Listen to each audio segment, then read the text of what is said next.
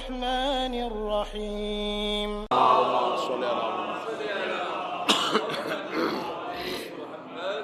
اجازت ہے ذکر شروع کیا جا سکے. آج ہم اپنی روزانہ کی جو ایک شیڈول ہے اس سے 15 منٹ پہلے آپ سے مخاطب ہیں اور اس کی میں نے مجبوری آپ کو بتائی تھی، تو انشاءاللہ احباب جو ہیں وہ مجلس میں شامل ہو جائیں گے. تمہید اور خلاصہ جو ہے وہ یہی کہ گفتگو موضوع ہے اصحاب حسین اور کردار اصحاب حسین. ہمیں اس فلسفے کو سمجھنے کی بے حد ضرورت ہے. ہم نے کربلا سے صرف ماتم نہیں سیکھنا.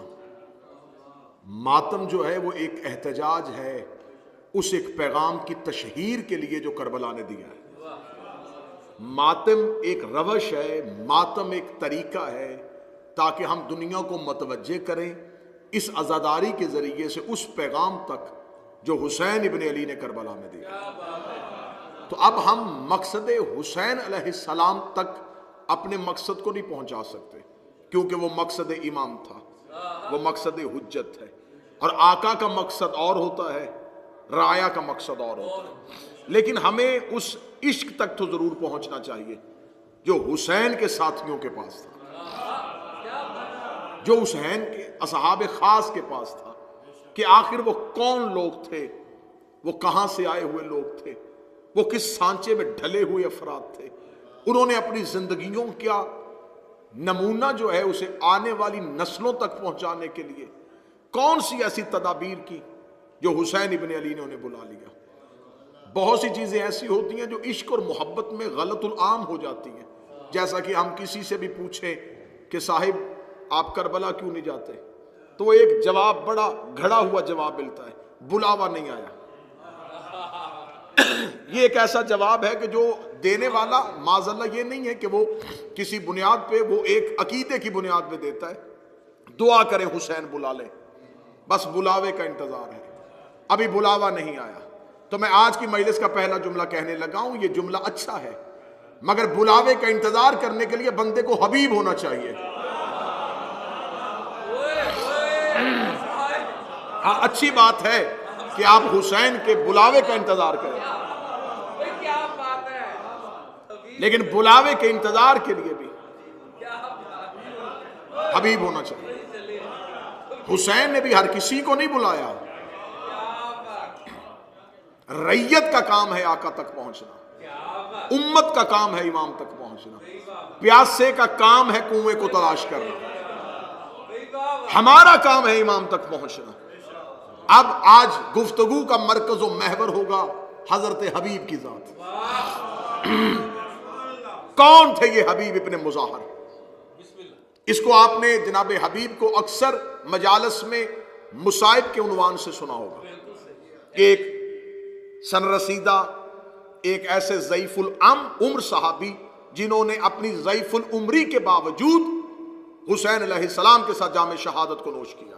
پہلا جملہ کہنے لگا اور سرکار آپ کی توجہات کی قدر کریں. حبیب ضعیف العمر تھا، ضعیف العقیدہ نہیں تھا.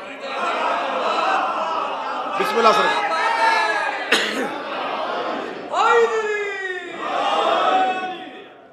حبیب ضعیف العمر ضرور تھے، ضعیف العقیدہ نہیں تھے.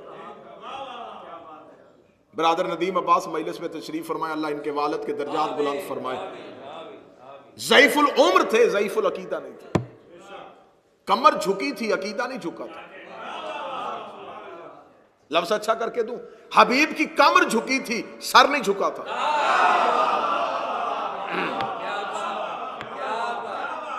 کمر میں خم تھا، نظریے میں خم نہیں تھا.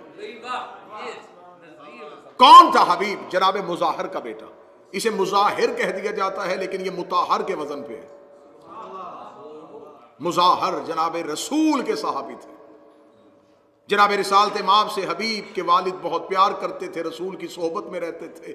بنی اسد کے بزرگوں میں ان کا شمار ہوتا تھا. کوفے کی قدیم آبادیوں میں سے بنی اسد آباد تھے. جناب مظاہر مدینہ کے رہنے والے تھے، رسول سے محبت کیا کرتے تھے.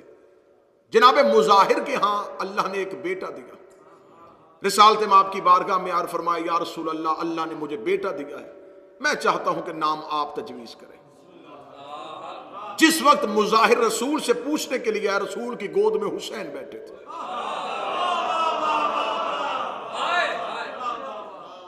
جناب رسالت مآب نے ایک دفعہ حسین کی طرف دیکھا اور حسین کی طرف دیکھ کے جناب مظاہر نے کہا یا رسول اللہ، آپ اس نواسے سے بہت محبت کرتے ہیں۔ تو رسول نے ایک حدیث کہی، رسول نے کہا میں اللہ کا حبیب ہوں، یہ میرا حبیب ہے۔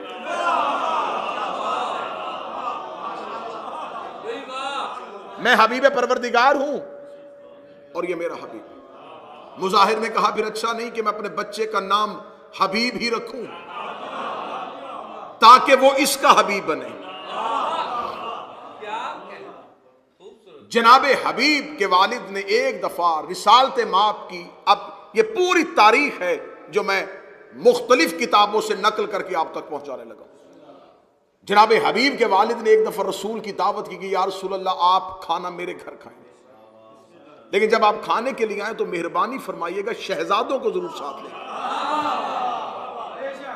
حسنین کریمین کو ساتھ۔ شاید منبر کی تاریخ میں پہلی بار یہ یوں حقائق آپ کے سامنے پڑھے جائیں، لیکن آپ کا تجسس مجھے وارے میں ہے، شک وارے میں نہیں ہے۔ تجسس میں آپ جا سکتے ہیں لیکن اس یقین اور اعتماد کے ساتھ سنا کریں۔ میں روزانہ کہتا ہوں کہ بعض احبابوں کے ذہن میں یہ خیال آتا ہے پتہ نہیں یہ کہاں سے پڑھ دیا، یہ کہاں سے پڑھ دیا۔ آپ کوئی بات نئی بار سنیں، پہلی بار سنیں تو اس کا مطلب یہ نہیں ہے کہ یہ پہلی بار ہوئی ہے۔ بعض لوگوں کے ذہن میں یہ خیال آتا ہے جی ہم نے پہلے نہیں سنا، تو سرکار میرا مقصد آپ نہیں ہے کہ آپ نے یہ پہلی بار کیوں سنا ہے۔ یہ منبر جو ہے یہ ذمہ داران کے لیے ہے، ہمیں خبر ہے یہ حسین کی اوپن کچہری ہے، تو یہاں پر آنے سے پہلے بار حوالوں کو ازبر کرتے ہیں کہ منبر سے کوئی ایک غیر ذمہ دار لفظ نہ آ جائے، کیونکہ صرف آپ ہی نہیں دیکھ رہے، ان مجالس کو بار بار پوری دنیا میں دیکھا جائے گا۔ اور میں مولا حسین کا جتنا بھی شکر ادا کروں وہ کم ہے کہ مجھے وہ بھی سنتے ہیں جو کسی کو نہیں سنتے۔ تو لہٰذا آپ حوالوں کی ذمہ داری میرے اوپر رہنے دیں، اور آپ وقتی طور پہ جب مجلس میں بیٹھے تو پوچھنا آپ کا حق ہے، شک آپ کا حق نہیں ہے۔ تو اب جناب مظاہر نے کہا کہ حسنین کو ساتھ لے کے آئیے، رسالت مآب شہزادوں کو ساتھ لے کے آئیے۔ حبیب بچپن میں تھے، حبیب کو پتا چلا کہ آج حسین میرے گھر آ رہے ہیں۔ یہ حبیب کا بھی بچپن ہے اور حسین کا بھی بچپن ہے۔ حدیث کی کتابوں میں ہے، رجال کشی نے لکھا کہ رسول ایک دفعہ مدینے کے بازار سے گزر رہے تھے اور جناب حسین کریم بادشاہ مدینے کے بازار میں تھے۔ رسول نے دیکھا کہ چھوٹا سا بچہ جو حسین کے پیچھے پیچھے اور حسین کے پاؤں سے مٹی اٹھاتا ہے اور اپنی آنکھوں کو لگاتا ہے۔ رسالت مآب نے وہیں زمین پہ بیٹھ کے اس بچے کو اپنی گود میں بٹھایا اور اس کی پیشانی کو چوم کے کہا مجھے اس سے اتنی محبت ہے جیسے حسین سے، یہ حبیب ہے۔ اب یہ حبیب کے بچپن میں حسین سے محبت نہیں تھی، عشق تھا حسین، اور جس سے عشق ہو پتا چلے کہ آج وہ آ رہا ہے۔ جناب حبیب باہر بار بار چھت پہ جاتے، پھر سے ان پہ چھت پہ جاتے، پھر سے چھت پہ جا کے بے چینی سے حسین کا انتظار کر رہے تھے۔ یہ کتاب کہتی ہے چھت سے حبیب گر گئے، زمین پر گر کے مر گئے۔ حبیب مر چکے تھے، مظاہر کو خبر ہوئی کہ بیٹا مر گیا ہے، بیٹے کی لاش اٹھائی اور کمرے میں رکھی، دروازہ بند کر کے تالا لگایا۔ حبیب کی ماں سے کہنے لگا میرے گھر سے رونے کی آواز نہ آئے۔ علامہ مامکانی نے رجال کشی میں اور اس کے علاوہ دیگر جتنی حبیب پہ کتب لکھی ہیں انہوں نے واقعے کو ضرور کوٹ کیا۔ فرمایا کہ میرے گھر سے رونے کی آواز نہ آئے، ایسا نہ ہو کہ رونے کی آواز سن کے رسول دعوت چھوڑ دے۔ کیسی ماں تھی، کیسا باپ تھا، بیٹے کی لاش کمرے میں اور ماں کھانا بنا رہی اور باپ دسترخوان لگا۔ رسالت مآب دسترخوان میں آ کے بیٹھے، دائیں حسن بیٹھے، بائیں حسین بیٹھے۔ جب کھانا لگ گیا تو حبیب کے والد نے رسول سے کہا بسم اللہ شروع کریں۔ رسول نے فرمایا حبیب کہاں ہے؟ فرمایا یا رسول اللہ آپ کھانا شروع کریں، حبیب باہر بازار میں ہوگا۔ اب رسالت مآب کا انتظار مظاہر کر رہے تھے کہ رسول شروع کرے تو ہم شروع کریں۔ رسول نے حسین سے کہا حسین شروع کیجیے۔ امام حسین علیہ السلام نے یوں دسترخوان کی طرف دیکھا اور مظاہر کی طرف دیکھا، جب تک حبیب آئے گا نہیں میں کھاؤں گا نہیں۔ اب یہ سمجھ کے جملہ سنیے گا، یہ جملہ ایک شہزادہ نہیں بول رہا، کون کا مالک بول رہا۔ جب تک آئے گا نہیں، جب تک نہیں آئے گا میں نہیں۔ اتنا کہنا تھا، یہ حبیب کے باپ نے کہا سچ سننا چاہے تو پھر سنیے، ابھی تھوڑی دیر پہلے چھت سے گر کے دنیا سے جا چکا ہے۔ رسول نے فرمایا بتایا کیوں نہیں؟ فرمایا اس لیے کہ کہیں آپ میرے گھر کی دعوت نہ چھوڑ دیں۔ رسالت مآب نے فرمایا حبیب کی لاش کہاں ہے؟ فرمایا کمرے میں۔ رسول نے فرمایا کمرہ کھولا جائے، کمرے کو کھولا گیا۔ رسول نے فرمایا حسین اندر جائیے۔ حسین اندر گئے اور حسین نے جا کے حبیب میں تم سے ملنے آیا اور تو چلا گیا۔ اتنا کہنا تھا، حبیب السلام علیکہ یا حسین ابن علی کہہ۔ حبیب کے پاس دو زندگیاں ہیں، ایک اللہ نے دی تھی،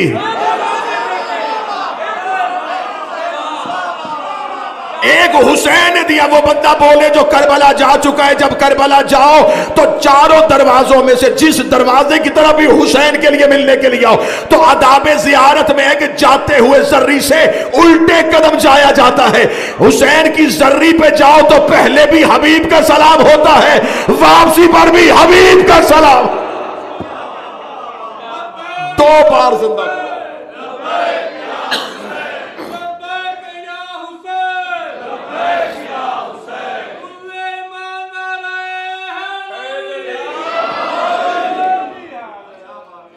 دو بار حبیب کا سلام۔ دوسری زندگی حبیب کو حسین نے دی تھی۔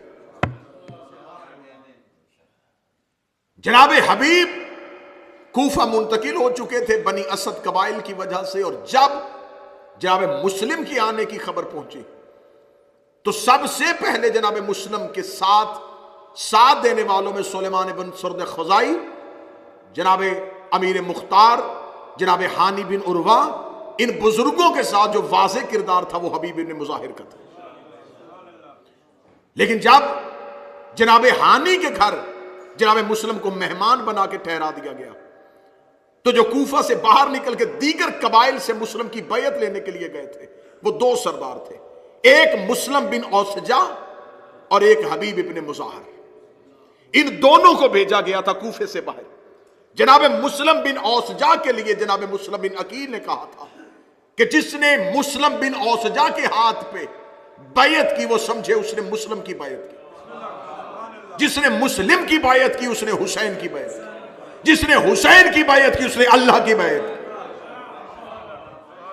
جناب حبیب ابن مظاہر وقت شہادت مسلم بن عقیل کوفہ سے باہر تھے، جناب مسلم شہید ہو گئے۔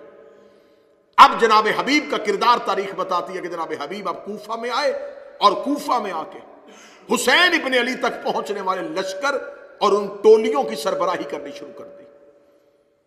خبر پہنچی کہ حسین ابن علی مکہ سے نکل چکے۔ مکہ سے نکل کے پہلی منزل پہ آ کے حسین ابن علی نے ایک قاصد کو کوفہ کی طرف روانہ کیا، اور جو خط تھا اس خط کا عنوان، اس کا میں کیا حوالہ دوں، کتنی کتابوں کے نام لوں، میں ایک ہی حوالہ مستند دے دیتا ہوں۔ آج بھی کربلا میں حبیب کی قبر کے اوپر حسین کا وہ خط لکھا ہوا ہے۔ اب آپ مجھے بتائیے کہ مجھے کتاب کا صفحہ بتانا ضروری تھا؟ یہ حبیب کی قبر کا کتبہ جو ہے اس کے اوپر آج بھی حسین کا خط لکھا ہوا ہے۔ اس خط کے اوپر لکھا من حسین ابن علی الی رجل فقیہ حبیب ابن مظاہر۔ حسین ابن علی کی طرف سے ایک رجل فقیہ حبیب ابن مظاہر کی طرف۔ ان پڑھ کسی کو مولوی کہے تو اور ہے،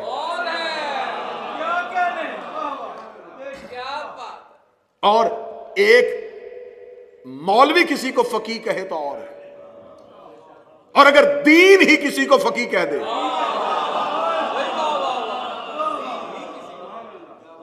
فقیہ کہتے ہیں جسے دین کی سوجھ بوجھ ہو، دین کے ارکان کے بارے میں جانتا ہوں. اور یہ کہہ کون رہا ہے؟ حسین. حسین ابن علی کہہ رہے ہیں رجل فقی. اب میں بتاؤں گا یہ رجل فقی کیسے صادر آیا تھا. جناب حبیب کو حسین ابن علی کا خط پہنچا. جب حبیب کو خط پہنچا تو حبیب بازار میں خضاب خرید رہے تھے داڑھی پہ لگانے کے لیے. قاصد نے آ کے بتایا تم میں سے حبیب کون ہے؟ فرمایا میں ہوں. فرمایا خط ہے حسین ابن علی کا. فرمایا میرے آقا مکہ میں ہے؟ فرمایا مکہ چھوڑ چکے پہلی منزل پہ کوفہ آ رہے ہیں. کہتے ارادہ یہی ہے. حبیب نے وہیں پہ خضاب زمین پہ پھینکا. دکاندار نے کہا حبیب تو نے خضاب خریدا تھا زمین پہ کیوں پھینک دیا؟ فرمایا اب یہ داڑھی لہو سے تر ہو. اب آپ کو بتاؤں کہ حبیب کس منزل پہ فائز تھے. یہ منزل سنیے گا. میں اس وقت کا واقعہ پڑھنے لگا ہوں جب ابھی کوئی کربلا کے آثار نہیں تھے. بالکل امن کا زمانہ تھا اور کوفے میں بنی اسد کی بیٹھک کے باہر حبیب گھوڑے پہ کھڑے تھے. یہ آباد کوفہ ہے اور حالات پر امن ہے. حبیب گھوڑے پہ بیٹھے ہوئے ہیں جب جناب میسم تمار سامنے سے آئے. میسم بھی گھوڑے پہ سوار. کہاں؟ کوفے کا چوک، بنی اسد کی بیٹھک. حبیب اپنی سواری پہ. سامنے سے میسم کی سواری ہے. میسم کی سواری کا آنا تھا. حبیب کہتے میرا سلام ہو اس شجاعت ترین جوان پر جس کے سر کے بال گھنگریالے ہیں اور اسے ان قریب محبت علی میں سولی لٹکایا جائے گا. یہ جملہ کون کہہ رہا ہے؟ حبیب کہہ رہے ہیں. کس کے لیے کہہ رہے ہیں؟ میسم کے لیے کہہ رہے ہیں. حبیب نبی نہیں تھے.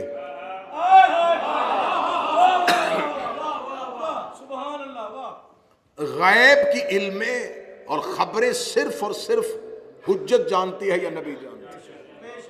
حبیب نے کہا کہ ان قریب میں سلام ہو اس جوان پہ جسے ان قریب سولی لٹکایا جائے گا. اب جسے کہہ رہا تھا وہ بھی میسم تمار تھا. میسم تمار نے کہا میرا بھی سلام ہو اس جوان کو جس کی دو زلفیں ہیں، عشق میں قوی ہے اور اسے محبت حسین میں اس کے سر کو کوفے کی بازاروں میں پھرایا جائے گا. اب ذرا دیکھنا کہ کس معیار پہ ہے یہ علی کے نوکر. اب مجھے سر پہ قرآن رکھ کے بتاؤ جس کے نوکر ایسے ہیں. اب مجھ پہ کوئی سوال کرے کہ علی غیب کی خبریں کیسے جانتا تھا؟ یہ قرآن میرے منبر پہ سامنے پڑا ہوا ہے. دنیا علی کے غیب کی خبریں سن کے پریشان ہے. ان کے گھر کے جانور بھی غیب پہ جھانک لیتے تھے. اگر کوئی بندہ کہ حیرانگی یہاں سے نہ لے کے جانا، میں آسان ترین حوالہ دے دیتا ہوں. اہل سنت نے بھی اپنی کتابوں میں لکھا ہے جب رسالت امام مکہ سے ہجرت کر کے مدینہ آئے تو ہر ایک کی خواہش تھی نبی میرے گھر رکے، نبی میرے گھر رکے، نبی میرے گھر رکے. نبی نے اپنی اونٹنی کی مہار کو چھوڑ دیا. جہاں جا کے قصوہ بیٹھے گی میں اسی گھر کا مہمان بنوں گا. وہ قصوہ بیٹھی ابو ایوب انصاری کے دروازے پہ. رسول بن گئے ابو ایوب انصاری کے مہمان. اس کا مطلب رسول نے قصوہ کے انتخاب کو اپنا انتخاب سمجھا یا پھر انتخاب محمد کو قصوہ سمجھتی تھی، اونٹنی سمجھتی تھی کہ محمد کہاں بیٹھنا چاہتے ہیں. جب ہم نے علماء سے پوچھا یہ اونٹنی کا فیصلہ نبی نے مانا ہے یا نبی نے اونٹنی کے فیصلے کو سمجھا ہے یا اونٹنی نے نبی کے فیصلے کو سمجھا ہے؟ کہتے ہیں یہ اونٹنی نبوت کا مزاج سمجھتی تھی. ہم نے کہا یہ تو جانور ہے. کہتے بے شک جانور ہے لیکن اس کے پشت پہ نبی بیٹھا کرتے تھے، نبی بیٹھا کرتے تھے، نبی بیٹھا کرتے تھے. جس اونٹنی پہ نبی بیٹھے وہ غیب جانتی ہے اور جو نبی کے کاندھوں میں بیٹھتے تھے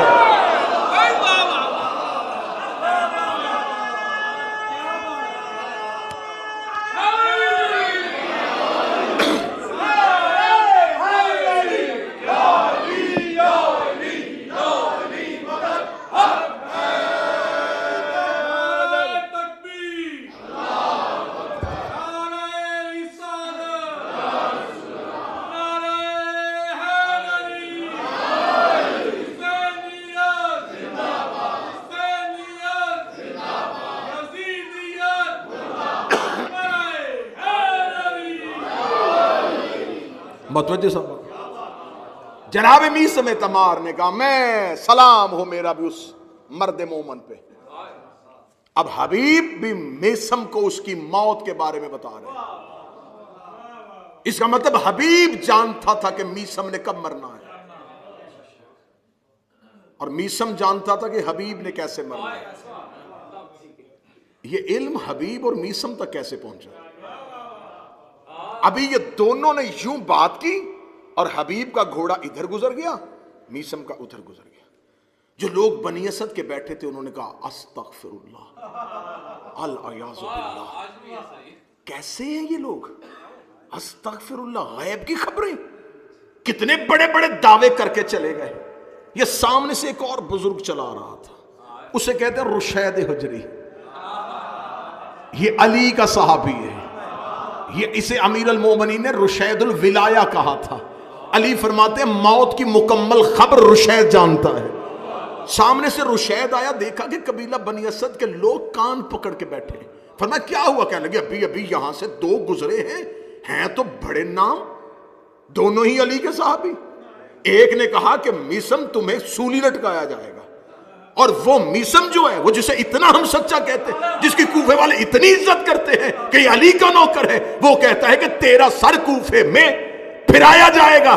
اتنا کہتا رشید کہتے اچھا میسم ایک بات بھول گیا، اس نے یہ نہیں بتایا کہ حبیب کے قاتل کو 200 درہم انعام بھی دیا جائے گا۔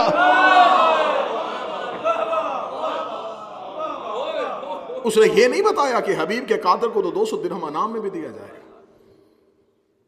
اس کا مطلب ہے یہ علی کا ہر نوکر سمجھتا تھا کہ جانا کہاں۔ اب جناب حبیب کو جب خبر پہنچی ہے تو اب حبیب پہنچے ہیں حسین ابن علی کی طرف، خط کے ساتھ بلوائے گئے، رجل فقیہ کہہ کے حبیب کو بلوایا گیا۔ جناب مسلم بن اوسجا اور جناب سعید بن عبداللہ، یہ دونوں ہم رکاب حبیب ہیں، یہ دونوں اکٹھے پہنچتے ہیں۔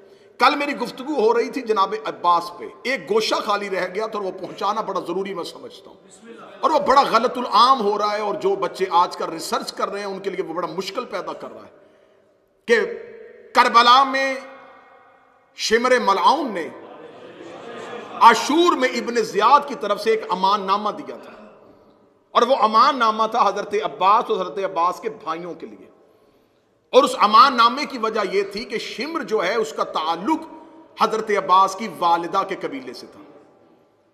یہ بات اتنی مشہور کی گئی ہے کہ بعض جگہوں پہ باقاعدہ رشتہ معذاللہ ثم معذاللہ لکھ دیا جاتا ہے کہ رشتے کے اعتبار سے ماموں تھا، کیونکہ جناب ام البنین کا جو قبیلہ ہے، جو نسل ہے، جو خاندان ہے، اسی کے ساتھ ہی شمر کا تعلق تھا۔ پوری ذمہ داری کے ساتھ، مکمل منبر کی خطیبانہ دیانتداری کے ساتھ، شمر کا تعلق بنی کلب سے تھا، عباس مولا کی ماں کا تعلق بنی کلاب سے تھا۔ دونوں قبیلوں میں فرق ہے، وہ بنی کلاب میں سے تھی، یہ بنی کلب میں سے تھی۔ بنی کلب یہ وہ عرب کا قبیلہ تھا جو صحراؤں میں بھیڑے پالا کرتا تھا، بھیڑے پال کے شہروں میں جا کے بیچا کرتا تھا۔ شمر ملعون کا تعلق بنی کلب کے ساتھ تھا۔ ہاں اب آپ مجھ پہ سوال کریں کہ کیا کتابوں میں یہ لکھا ہے، مقاتل میں یہ لکھا ہے کہ امان نامہ آیا؟ ہاں آیا، یہ میں مانتا ہوں، کتابوں نے یہ روایت دی ہے کہ امان نامہ آیا ہے، لیکن وہ امان نامہ رشتہ داری کی بنیاد پہ نہیں دیا۔ میں نے آپ کو شاید دوسری یا تیسری تقریر میں بتایا تھا کہ حسین کے پاس کل 4 علی تھے۔ ایک مجلس میں نے بتایا، جناب محمد حنفیہ، جناب مسلم بن عقیل، جناب عباس ابن علی، اور جناب عبداللہ ابن جعفر طیار۔ محمد حنفیہ کو مدینے چھوڑا، عبداللہ ابن جعفر طیار کو کوفے بھیجا، مسلم بن عقیل کو مکہ چھوڑا، جناب عبداللہ ابن جعفر طیار کو، مسلم کو کوفہ بھیجا، صرف اکیلے عباس کو لے کے گئے۔ اب کربلا میں یزید اور یزید کے لشکر کو خوف تھا عباس کا۔ شمر ملعون نے جا کے ایک بھیانک سازش کی، اس نے جا کے کہا کیونکہ ہماری تمہارے قبیلے کے ساتھ ایک تعلق داری ہے بنی کلب کی بنی کلاب سے، لہٰذا میں تمہیں اور تیرے بھائیوں کو یہ امان نامہ لکھوا کے لے کے آیا ہوں ابن زیاد سے، اگر عباس اور عباس کے بھائی میدان کربلا سے چلے جائیں محفوظ رستہ دیں گے، ان کی زندگیوں کو امان ہے۔ عباس تجھے اور تیرے بھائیوں کو میں ابن زیاد سے امان نامہ لکھوا کے لے کے آیا ہوں۔ اب یہ وقت ہے عاشور کا، یہ وقت ہے میدان کارزار کا، کاش وقت ہوتا تو عباس تفصیلی جملے پڑھتے۔ حسین نے کہا عباس اس کا جواب دے۔ عباس گھوڑے کی زین پہ آئے، حضرت عباس نے ایک ہی جملہ کہا تبت یدا کا، تیرے ہاتھ ٹوٹے اب علمی جو لوگ بیٹھے وہ اس گہرائی کو سمجھنا. اب وقت نہیں تھا، میدان جنگ ہے اور گھمسان کا رنگ ہے. عباس نے ایک جملہ کہا تبت یدا کا، تیرے ہاتھ ٹوٹے. یہ لہجہ عباس نہیں ہے، یہ آیت قرآن ہے. کس کے لیے آئی تھی؟ ابو لہب کے لیے. تبت یدا ابی لہب، اے ابو لہب تیرے ہاتھ ٹوٹے. ابو لہب کا آج بھی تاریخ مغالطے میں ہے کہ ابو لہب رسول کا چچا تھا، لیکن ابو لہب رسول کا چچا نہیں تھا. پلا بنی ہاشم میں تھا لیکن خونی نہیں تھا. اس کی ماں لونڈی تھی، حضرت عبد المطلب کی. کنیز اپنا بیٹا لے کے آئی تھی، پلا تھا اس قبیلے میں لیکن کہلوانا شروع کیا کہ میں بنی ہاشم ہوں. خدا نے کہا تبت یا تیرے ہاتھ ٹوٹے. یہ جملے ابو طالب کے لیے، ابو لہب کے لیے آئے تھے کہ ابو لہب بیٹا کسی اور کا ہے، پلا کسی قبیلے میں ہے. عباس نے وہی اللہ کا لہجہ استعمال کیا. اے شمر تیرے ہاتھ ٹوٹے، تو بیٹا کسی اور کا ہے، نسبت کسی اور سے دے رہا.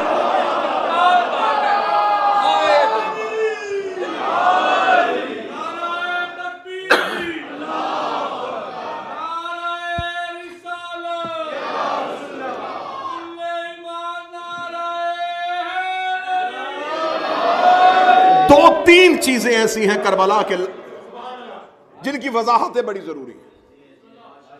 جناب محمد حنفیہ مولا علی کے بیٹے، ان کے لیے آج تک تاریخ نے، مورخ نے مشکوک کیا ہے محمد حنفیہ کا کردار، یہ کہہ کے کہ جناب محمد حنفیہ نے معاذ اللہ العیاذ باللہ امامت کا دعویٰ کیا تھا.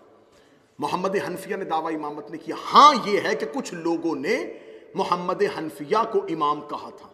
اس فرقے کو فرقہ کیسانیہ کہا جاتا ہے. اس کے اثرات دنیا میں ختم ہو چکے، لیکن آذربائیجان اور مصر میں کہیں کہیں اس فرقے کے لوگ اب بھی پائے جاتے ہیں. ان فرقے والوں کے پاس دلیل کیا تھی؟ متوجہ ہیں بات کی جانب؟ ان کے پاس دلیل یہ تھی کہ بعد از شہادت حضرت امام حسین انہوں نے سید الساجدین کی امامت کو نہیں مانا. انہوں نے اپنی امامت کا تعلق منتقل کر دیا تھا جناب محمد حنفیہ کے. اور ان کے پاس دلیل کیا تھی؟ وہ دلیل یہ دیتے تھے کہ مولا علی کے بعد امام حسن امام بنے، پھر امام حسن کا بیٹا امام نہیں بنا، علی ہی کا دوسرا بیٹا امام بنا. تو اب اگر حسین شہید ہو گئے ہیں تو جیسے امامت نسل حسن میں نہیں گئی تو اب یہ نسل حسین میں بھی نہیں جائے گی، یہ نسل علی ہی میں رہے گی. تو لہٰذا اگر علی کا بیٹا زندہ کوئی موجود ہے تو امام علی کا بیٹا ہوگا. انہوں نے اس ایک عقیدے کی بنیاد پہ مولا سجاد زندان میں تھے اور انہوں نے کہا ویسے بھی اس وقت امام وقت کا لوگوں کے درمیان موجود ہونا ضروری ہے تاکہ شہادت حسین پہ قیام کر سکے. تو انہوں نے محمد حنفیہ کی امامت کا اعلان کر دیا اور مدینے میں یہ کہنا شروع کر دیا کہ مدینے والوں پریشان ہونے کی کوئی ضرورت نہیں، اگر حسین شہید ہو گئے ہیں تو اگلا امام علی کا یہ بیٹا محمد حنفیہ ہے. اب یہاں پر محمد حنفیہ خاموش رہے. اس خاموشی کو مورخ نے مشکوک کر دیا ہے. مورخ یہ کہتا ہے کہ اگر محمد حنفیہ اس امامت پہ راضی نہیں تھے تو وہ خاموش کیوں رہے؟ اب ہمیں اس سوال کا جواب ڈھونڈنے کے لیے اس دور میں جانا پڑے گا. بہت سے واقعات ایسے ہوتے ہیں جس کا جواب اس دور میں ہی مل سکتا ہے، اس ماحول میں نہیں مل سکتا. اس ماحول میں جانا پڑے گا. جب ہم اس ماحول میں گئے تو ایک بہترین جواب ملا. جب جناب محمد حنفیہ کے لیے ان لوگوں نے امامت کا اعلان کیا تھا اس وقت سید الساجدین شام کے زندان میں تھے اور دمشق میں ایک سازش کر لی گئی تھی کہ قتل حسین کے بعد آنے والا امام یہ سجاد اور اس کے بعد آنے والا امام محمد باقر ہے. دونوں باپ اور بیٹا کو شام کے زندان میں قید کرو. اس قید کو اتنا طولانی کرو، اتنا لمبا کرو کہ نسل امامت یہیں پہ ختم ہو جائے. اگر سجاد ضعیفی کی وجہ سے زندان میں مر جائیں تو اس کے بعد جو بیٹا باقر ہے یہ کم سن ہے، لہٰذا اسے بھی زندان میں رکھو تو نسل امامت یہیں سے قطع ہو جائے تاکہ ہم قتل حسین کے بعد اپنا اصل ہدف پا سکے کہ ہم نے صرف محمد کا بیٹا قتل نہیں کرنا تھا، ہم نے نسل محمد اور نسل امامت کو قطع کر دیا ہے. پھر ہم بنی امیہ بلا شرکت غیر دنیا میں حکمرانی کر سکیں گے. ادھر دمشق میں بند کمرے میں یہ سازش ہوئی ادھر مدینے میں لوگوں نے، کچھ لوگوں نے محمد حنفیہ کی امامت کا اعلان کر دیا. خبر دمشق پہنچ گئی کہ تم سجاد کو قید کر کے بیٹھے ہو، یہ تو امام ہے ہی نہیں.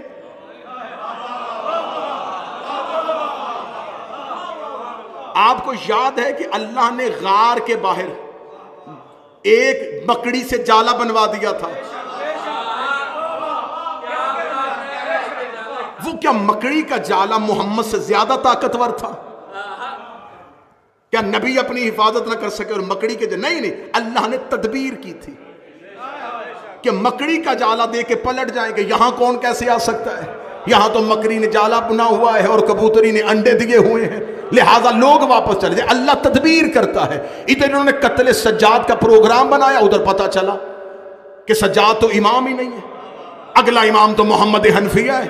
میں اس پوری تاریخ کو اگر ایک جملے میں جلدی بند کرنا چاہوں تو ایسے بند کروں گا: اللہ ہر دور میں ایک حجت کو بچانے کے لیے ایک ابو طالب ضرور رکھتا ہے.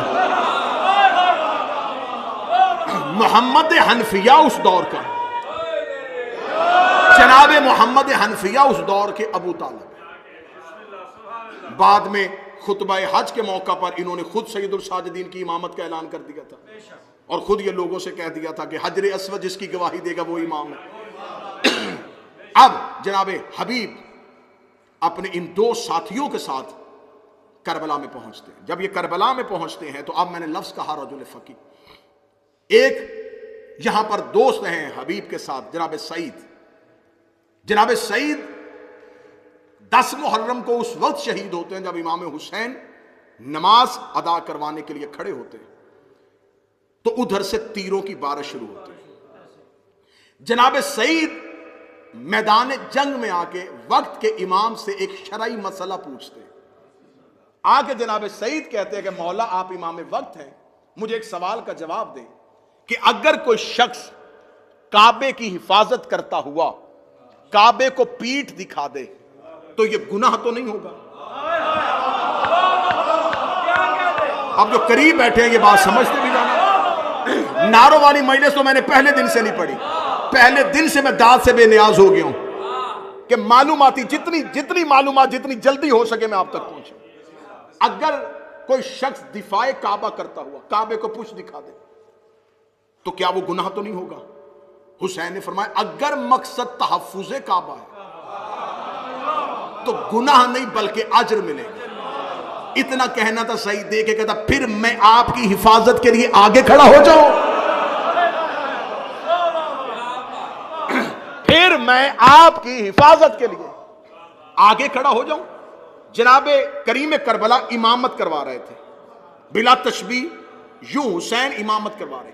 سعید یہاں نہیں کھڑا ہوا، یہاں کھڑا ہوا، بالکل حسین ابن علی کے سامنے اپنے سینے کو چوڑا کیا اور حسین کو اپنے پیچھے چھپایا. جناب سعید حسین کے آگے کھڑے ہو گئے، سامنے سے تیروں کی بارش آ رہی. میں نے مجلسوں میں ابتدا میں یہ دعویٰ کیا تھا کہ میں بہت سی قرآن کی آیتیں ایسی بتاؤں گا جن کا مصداق صرف اور صرف اصحاب حسین. قبلہ تشریف فرمائے خدا نے قرآن میں ایک آیت بھیجی، وہ آیت ہے الذین ہم یحافظون صلواتہم، وہ لوگ جو اپنی نمازوں کی حفاظت کرتے ہیں.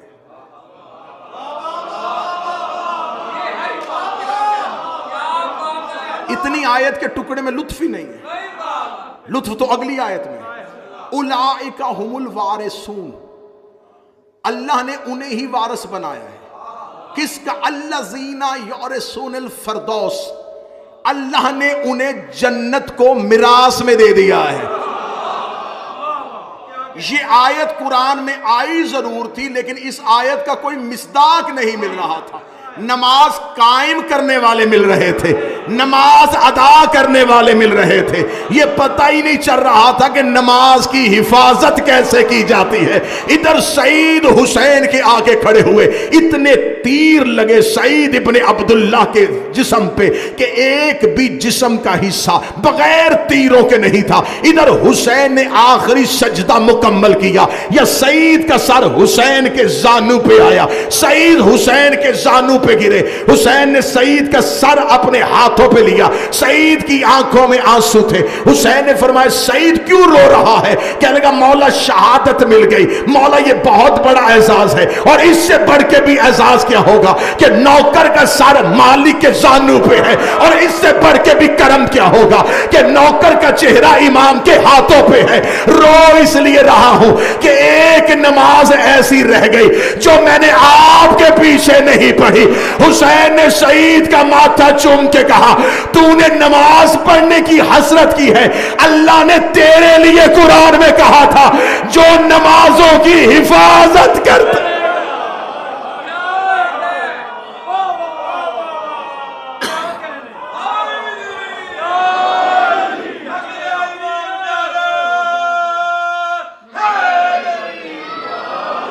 اللہ نے تو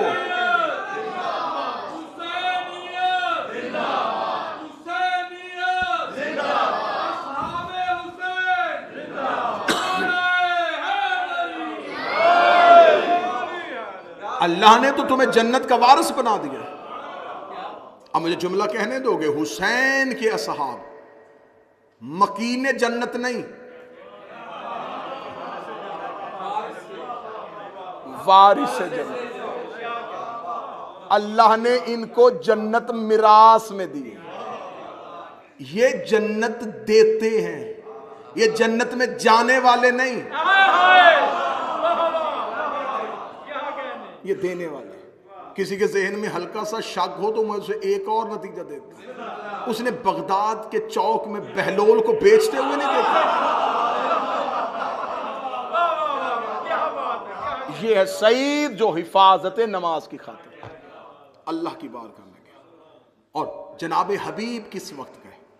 جس وقت حسین نماز پڑھ رہے تھے، جو ہی سعید حسین کے زانو پہ گرے. تو اب یہ کتابیں کہتی ہیں کہ ظہر کی نماز ہو چکی تھی اور ابھی عصر کی نماز باقی تھی. ظہر کی نماز تک سعید نے تیروں کا رستہ روکا ہے. حسین اٹھے اور عصر کی اقامت کہی. حسین نے تکبیر بلند کی. یا سامنے سے کسی نے ٹیلے پہ کھڑے ہو گیا، گر گیا ہے حسین کا صحابی. اب تیر حسین کی طرف جائیں گے. ہوتی ہوئی نماز سے حبیب صف سے نکلے. میں پوری ذمہ داری کے ساتھ کہہ رہا ہوں، ادا ہوتی ہوئی نماز سے حبیب صف سے نکلے، گھوڑے کی زین پہ چڑھے اور نصرت حسین کی خاطر لشکر کے اندر گھس گئے. اب جس وقت یہ حبیب نے فیصلہ کیا ہوگا، اس وقت حبیب کے سامنے دو چیزیں ہوں گی: نماز حسین کے پیچھے پڑھوں یا حسین کی نصرت کروں. حبیب نے لمحے میں فیصلہ کرنا تھا. سعید نے امام سے پوچھ لیا تھا، حبیب پوچھ بھی نہیں سکتے تھے کیونکہ حسین تکبیر کہہ چکے تھے. اور جب امام غیبت میں ہو اور امام موجود نہ ہو، پھر دین میں جو فیصلہ کرے کہ کون سا عمل پہلے کرنا ہے اسے فقیہ کہتے ہیں. جس نے غیبت میں فیصلہ کرنا ہو، جس نے غیبت کے دور میں فیصلہ کرنا ہو کہ اب کیا ہو. اب امام تو موجود نہیں، ظاہری امام موجود ہے لیکن تکبیر کہہ چکے. اب امام سے یہ شرعی مسئلہ نہیں پوچھا جا سکتا کہ مولا اگر بعد میں تیر آ جائیں تو پہلے نماز ادا کرنی ہے یا نماز. اب حبیب نے حالت نماز میں خود فیصلہ کیا. یہ فیصلہ حبیب کا ذاتی تھا. اگر حبیب اسی ذات، کیونکہ حبیب جب لشکر میں گئے تو وہیں شہید ہو گئے. اگر حسین رجل فقیہ نہ کہتے، آج دنیا حبیب پہ الزام لگا دیتے بغیر اجازت حسین کے.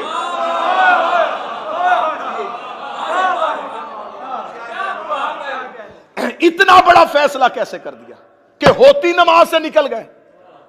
اس لیے حسین نے جب بلایا تھا اس وقت ہی کہہ دیا تھا فقیہ آ رہا ہے. کل کو جب حبیب یہ فیصلہ کرے تو حبیب پہ الزام نہ لگانا، یہ حبیب کا فیصلہ نہیں، وقت کے فقیہ کا فیصلہ ہے. اور فقیہ وہ ہوتا ہے جسے دین میں فیصلے کا اختیار امام دے.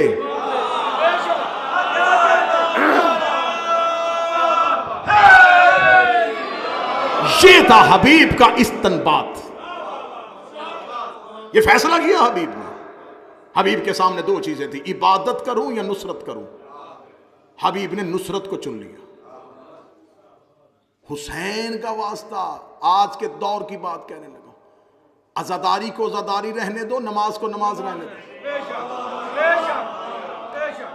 تقابل کر کے دونوں کو ٹکرا کیوں رہے؟ کون سا پیمانہ ہے تمہارے پاس جس سے تم دونوں میں سے تقابل کرو گے؟ تم میں سے کون حبیب ہے جو فیصلہ کرے؟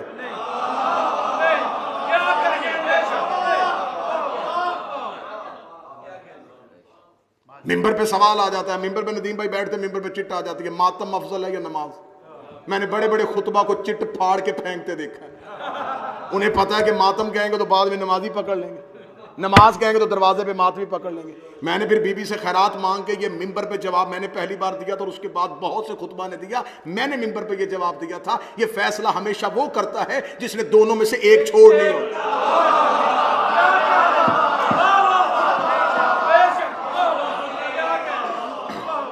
جو آپشن رکھتا ہے نا کہ کیا کروں، اس کے لیے دونوں سے چھٹی ہے.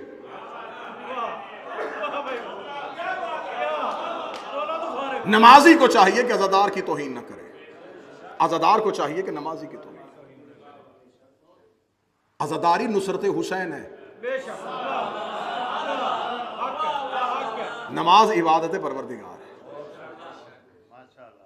یہ فوری طور پہ فیصلہ کر دینا، جی یہ دیکھیں جی یہ دیکھیں یہ دیکھیں جی، معاذ اللہ ثم معاذ اللہ، ماتمیوں کے پورے اب اگر کوئی شراب بھی پیتا اور قرآن بھی پڑھے، اور مجھ جیسا کم علم خطیب ممبر سے کہہ دے کہ لو جی شرابی قاریان قرآن ہو گئے، تو ایک شخص کی وجہ سے میں سارے قاریوں کو غلط نہیں کہہ سکتا. ایک شرابی کی وجہ سے میں قاریان قرآن کو غلط نہیں کہہ سکتا. تو اگر کوئی ایک نشئی ماتمیوں میں آ جاتا ہے تو اس ایک کی وجہ سے سارے ماتمیوں کو غلط کہنا کہاں کا انسان؟ حلقہ ماتم کی عزت کو سمجھو.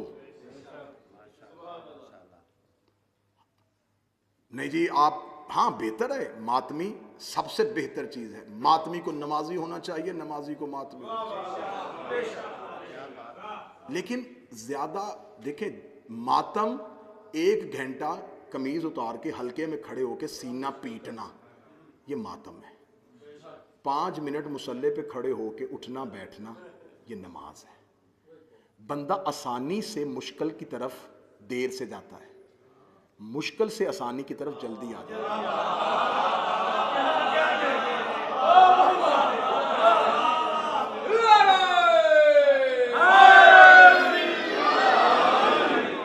ایک گھنٹہ قمیض اتار کے حلقے میں ماتم کرنے والے کو 5 منٹ کے لیے مصلی پہ لے کے آنا بڑا آسان ہے.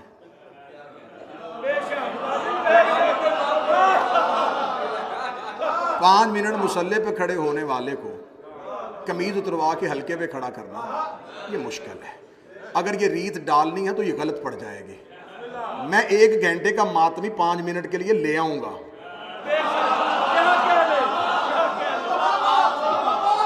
مشکل ہو جائے گا، مشکل ہو جائے گا. تو لہٰذا بہتر ہے جو جہاں پہ ہے اپنے عقیدے کے ساتھ اسے وہ عبادت کرنے دیں. ہاں، عبادت پروردگار جو ہے، یہ مسجد کی، ہم جب نماز پڑھتے ہیں تو سجدہ گاہ کیوں رکھتے ہیں؟ تاکہ حسین یاد رہے.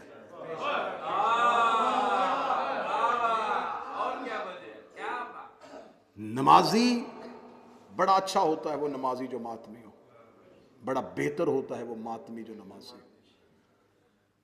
اس لیے میرے چوتھے شہنشاہ کا لقب ہے زین العابدین. عابدین کی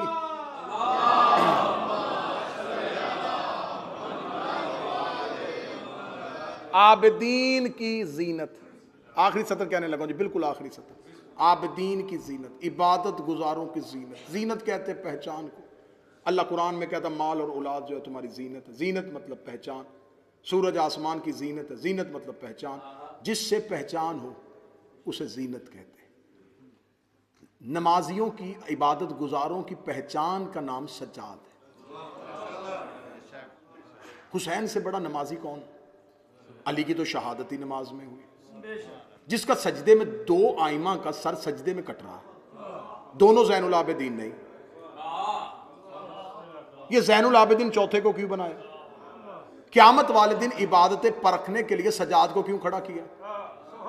اگر سجاد کو کھڑا کیا تو کھڑا اس لیے کیا ہے، عبادت گزاروں کی اسے پہچان، اسے معیار، اسے کسوٹی، اسے ترازو ہی اللہ نے اس لیے بنایا ہے کہ کوئی ماتمی یہ کہہ کے سجاد سے اگر نمازوں میں چھوٹ لے کہ میں تو عزاداری کر رہا تھا اور عزادار ہوں تو نمازوں کی چھوٹ دے دے، تو سجاد سے بڑا عزادار کوئی نہیں۔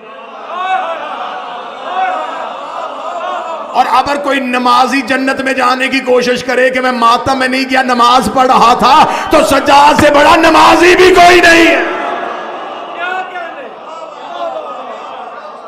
جو عبادت گزار ہے وہی عزادار ہے۔ کتنا ماتم کر لو گے؟ 9 گھنٹے 10 گھنٹے؟ کتنی زنجیر مار لو گے؟ 40 سال رہو رویا ہے حسین کا۔